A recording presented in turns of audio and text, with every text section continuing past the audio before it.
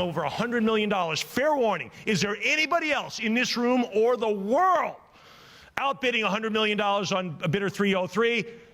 Then, ladies and gentlemen, done. Over $100 million. 303. What a moment. What a reaction. Even the auctioneer caught up. A record-breaking auction to help, in the end, children displaced by Russia's war on Ukraine. It's a fantastic story. Let's bring in Michael Serapio. He has all the details for us. Who that man is the center, just one in from the right, Michael. Tell us about him and tell us about this auction. And a staggering auction, Heather, and good morning to you. $103.5 million was the final selling price.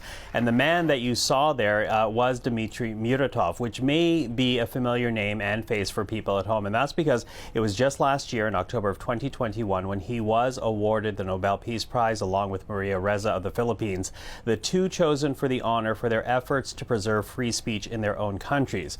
Now, Muratov is Russian, and he helped found the newspaper Novaya Gazeta, a publication renowned for its investigative coverage of Russian politics and the critical eye that it uses in assessing government policy and the Kremlin.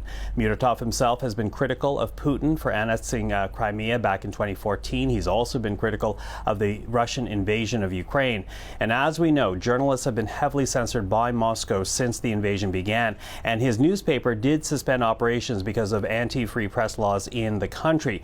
But that has not stopped Muratov from speaking out, as evidenced by this auction. It took place in New York City, and the proceeds of this auction will go to UNICEF and its efforts to help Ukrainian children who've either been displaced or orphaned by the war. As Muratov himself says, 2/3 of Ukraine's children have been forced to leave their homes, something that has never been seen before. Take a listen to Dmitry Muratov. Я больше не увижу эту медаль. I will not see this medal again.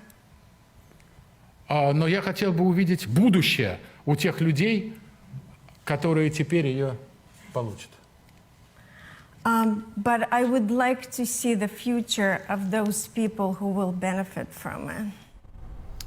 And the idea here is to benefit Ukrainian children displaced by the war. Heather, $103.5 million US, a record breaker for a Nobel Peace Prize, and certainly raising the issue of Russia's war against Ukraine once again for the world to see.